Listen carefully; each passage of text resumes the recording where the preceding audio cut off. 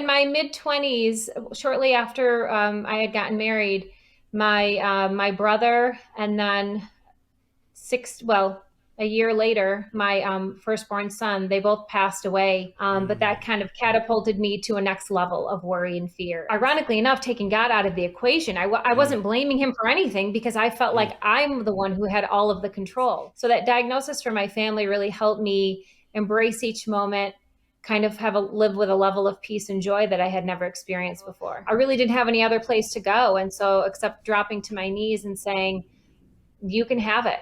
You can have all of it. I can't do it anymore. Hey, everybody, welcome to another episode of Tell Me Your Story right here on Testimony House, where we tell the story inside of God's people out in the world. My name is New John Simmons, and I'm thankful you've joined us where we're going to hear Amy's testimony, where she's going to share that she's gone through a number of different trials in her life, including Hodgkin's lymphoma diagnosis 10 years ago. She has lost a family member, including a newborn child, and so she's going to share some of that with us.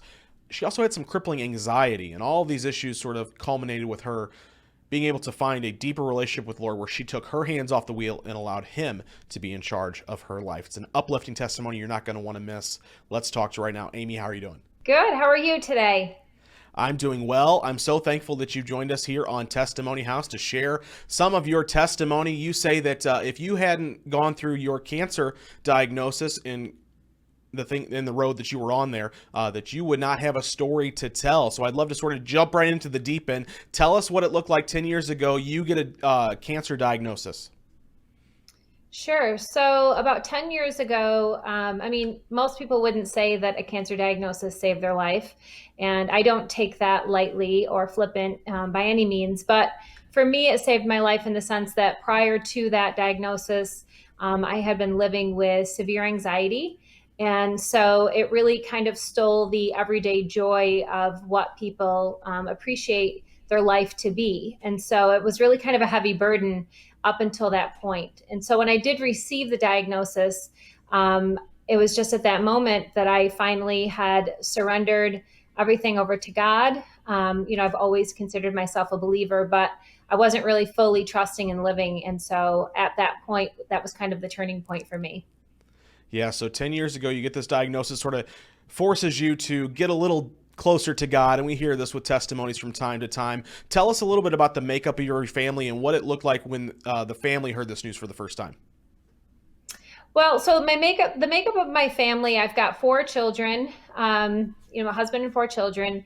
And so I think they were still just young enough to not really maybe understand as fully as, as I did, and what that looked like for me. But prior to that, we had had some major tragedies, which led to those years of anxiety. And so, that was kind of a private struggle. And I'm not even sure that my kids really understood that as well and what that impact had been. And so, for us going through this cancer journey together, obviously strengthened our family, but I felt like really could help me embrace the time with them. I think for anyone who has experienced anxiety in the past, like I said, it steals your joy, but it also, you're always kind of wanting to keep moving. Stopping is what really kind of halts your ability to kind of process and think calmly and all of that. Yeah. And so you're always moving to the next thing. And I missed out on a lot of moments. So that diagnosis for my family really helped me embrace each moment, kind of live with a level of peace and joy that I had never experienced before. Interesting. So you're saying that this diagnosis caused peace and joy, but I imagine that it wasn't so easily shared in that moment. I imagine there was a lot of fear and trembling. At least that's what I would expect to be happening if that was happening. So talk to us about what kind of cancer was it and what was the treatment and how you sort of walk those natural steps. Right. Well, I think cancer in general is always a scary diagnosis for sure. And mine was still that. It's just that because I had already been living with years of fearfulness, that I think that's what the difference was for me. I had to do chemo and radiation. My diagnosis was Hodgkin's lymphoma. And so still a serious treatment path. But like I said, I think because I had already been living with all of that fear. And there's so much I was kind of a prisoner in my own body at that point, that this gave me the ability to finally let go and just let God kind of take over. And so there was freedom in that. Like I said, I'm never flippant on a cancer diagnosis in any form. But for me, I had already been living with that heavy fear without the diagnosis. So this Yeah. was freedom from that. Well, let's talk about that a little bit. So the cancer part is not necessarily the origin story of what you were dealing with. So you've mentioned several times this anxiety and this fear, and that looks a little bit differently for everybody. So walk us through what that anxiety looked like for you. Sure. So in my mid 20s, shortly after I had gotten married, my brother, and then a year later, my firstborn son, they both passed away in a very short amount of time, completely unrelated, of course, but that really catapulted I always said as a child, I would be considered someone who was a worrier. But Mm, that kind of catapulted me to a next level of worry and fear. And so, even though I went on and I had four more children and all of that, I just constantly was burdened by, fear of my own health because of my brother's outcome, and he had a brain tumor, and then fear of my children, always just worrying and wondering what I can do to control the situation. And again, when you're a control freak like I am or mm. was, I think I'm getting better. I think all of that plays into the fear. And so when you have two major things that happen, not the way you would expect or want, I think it also really kind of can wreak havoc on your life like it did for me. Yeah, there's no doubt that dealing with that kind of tragedy would halt anybody. So at this point in your life, say you're about 20 years old, what was your relationship with the Lord that was allowing you to sort of navigate this in your life? Well, that's interesting because I always consider myself a believer, a strong believer, but I think I just I don't think I was. I think that at the very least, I struggled with that. I did everything that I felt like I should be doing. I never was angry at God, and I prayed, and sought out help, and at one point even medication and everything that I checked all the boxes, and especially even in my faith life, I did Bible studies and really sought out women who were stronger than me. But it was my own personal taking that hand off the wheel, like I Mm, had one hand off, but to take both and really let him have full control, I was like, just yeah. not sure. And so that's what the cancer diagnosis really did. It was finally like, listen, I can only send you so many signs and signals. So, I mean, at some point you're going to have to relinquish control. And so that's what I did. Yeah, interesting. I know what you're talking about. I'm a bit of a control freak myself. I like to be the one in charge. And, when I got born again, I experienced some of what you're talking about. Like, God, like, I want to do what you want to do. Just do I have to do that? Sort of conversations. And so, walk us through, was that like a step by step process with you? Did that sort of just all fall off in one moment? Well, I think for anyone who struggles with anxiety, I don't think, even when I say that after the cancer diagnosis, I surrendered, um, that's a daily choice. So that's not to say I don't still have anxiety that can come up. I don't still have things that are fearful to me. It's just a matter of I'm choosing to not let that run my life. I always say that fear is normal, but courage gets the final say. And so Wow. for me, making that courageous decision to not let the fear overcome my life is what keeps me going. Those are some powerful words that is sure to inspire in this new book that you've written that we're going to be talking about in this conversation. Is this the genesis of that, or were you sort of have of those thoughts to put them in the book, or were you having these thoughts and sharing them in Bible studies and things like you're sharing before? Well, what happened was it was kind of an accidental combination of all of that. That's kind of my mission was to always kind of let women know that I was such a private person. Nobody knew I had struggled with anxiety all those years, and so that's another whole conversation right there. But once I had felt God laying that on my heart and the importance of sharing that, and then seeing the reaction from other women, I realized, okay, you have to do this for that one person, whoever that is. And so with that mindset, it was interesting. My daughter had been a sophomore in college, and she had come home and just having different struggles that age faces. And she was like 20. And I thought, I I remember these issues at that time. And, at this point in her life, she hasn't had anything major or tragic happen, but the issues are still there. The struggles are still there. And I thought, it would be great if we could meet some of these young women, believers and non believers, to right where they are, but not leave them there, to kind of give them a foundation, for the Christian girl who maybe has strayed a little bit, strengthen her faith and kind of with reflection and action. And for the non-believer, plant that seed to know the love of Christ and what he can really do to impact and change your life. Yeah. The name of the book in bold, and you can see here on the screen, and we're going to put a link up in the description for you to be able to click and find a copy of this. I want to talk about, so every testimony has a test, they say, and we love to share what has gone on to sort of make what you've produced here in the stories that you've shared. Now, you've shared some tragic things that have already happened in your life. Is that the center of the stories that you have in this book? Like, what does point A to point B look like for someone who's looking at this book for the first time? So this book actually isn't my personal story. This book is actually an encouragement journal. Actually, quite the opposite in the sense that we go through 4 weeks. We picked 4 topics and we work through those. And there's a lot of reflection. There's a lot of scripture at hand for, like I said, the new believer or non-believer who doesn't know the love of Christ or anything about that. We wanted to make sure that anyone picking this up would feel equipped and not disqualified, that they're in the wrong space and they don't know enough.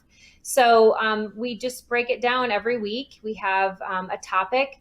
There's growth, temptation, kindness, and fearlessness that we go through. And then we have, like I said, reflection. We offer some wisdom. We give our own personal testimony.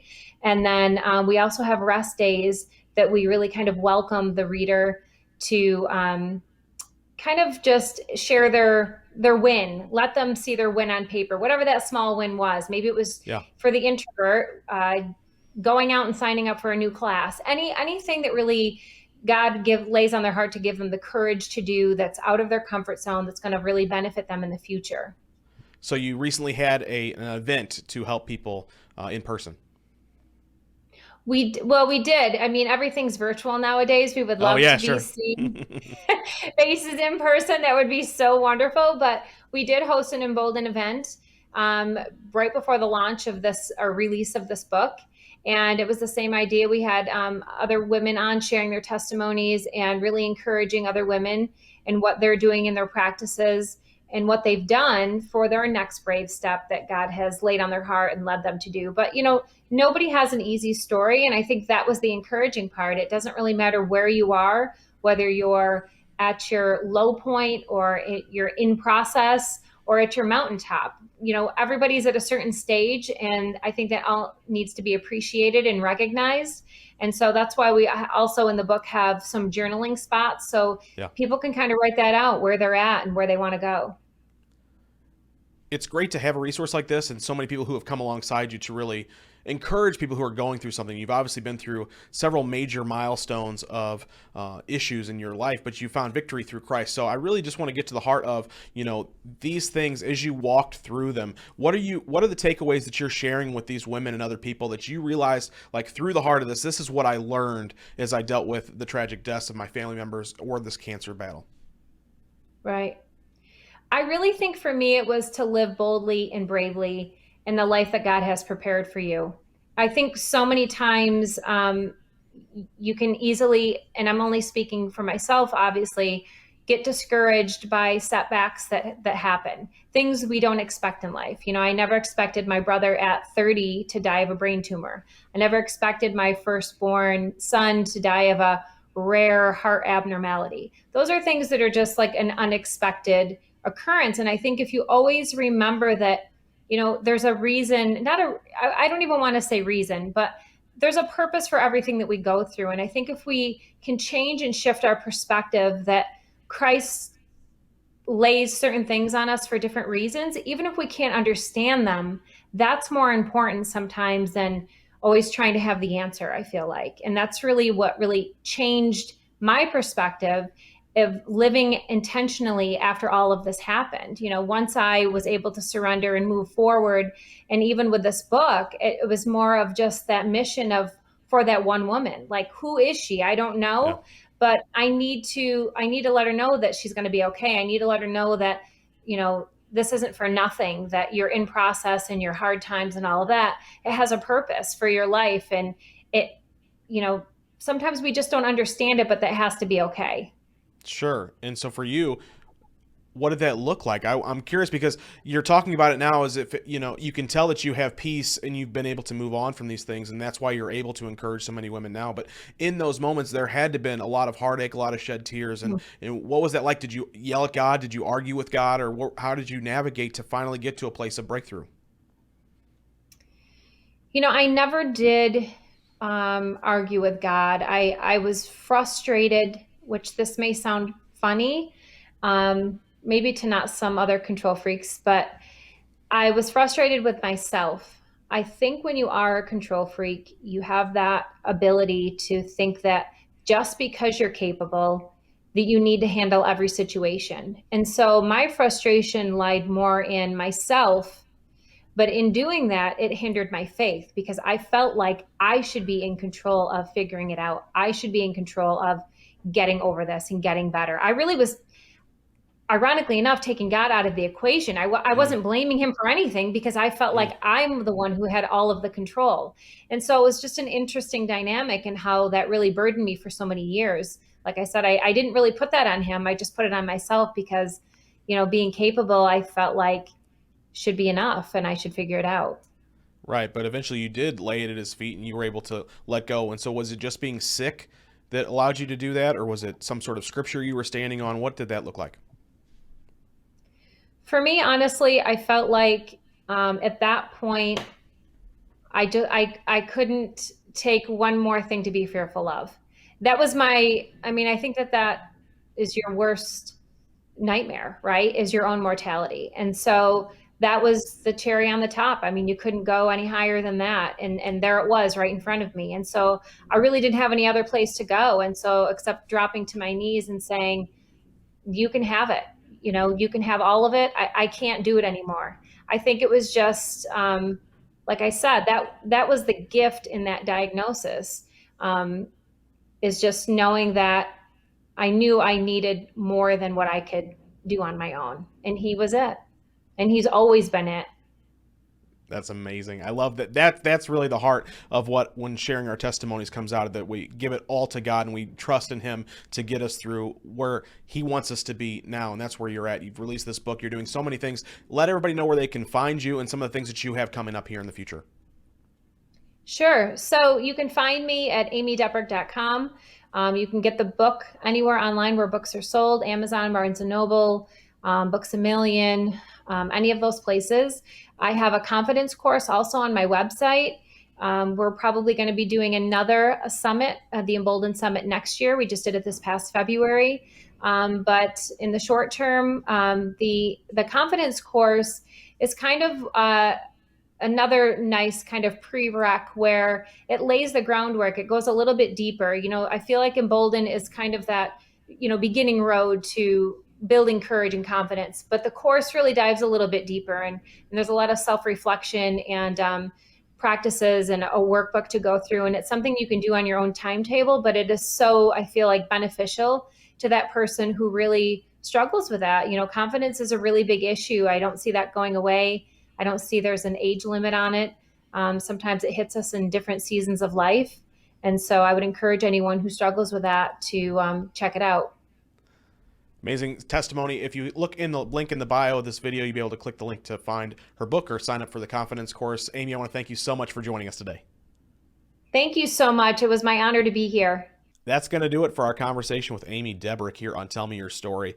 If you have a testimony you'd like to share, don't forget to email us, info@testimonyhouse.org. Maybe you can be the next person in the chair here on the show. If this testimony has been a blessing to you, head over to testimonyhouse.org, where you can become a partner with the show and our network by clicking that Give tab, or you can also support us by purchasing any of our merchandise on our store, including lots of t-shirts and things that'll help you express your faith wherever you're at. Thanks for watching today's show. Don't forget to subscribe and follow us wherever we're at. Until next time, guys, we pray you discover a future and a hope for your life today. No, we ain't trying to blend in. If you're ready, come on with us, my friends. Come on. We can change the world. Hey, hey, we can change the world. Let's go. What changes the world? The only thing that ever really changes the world is when somebody gets the idea that love can abound and can be shared.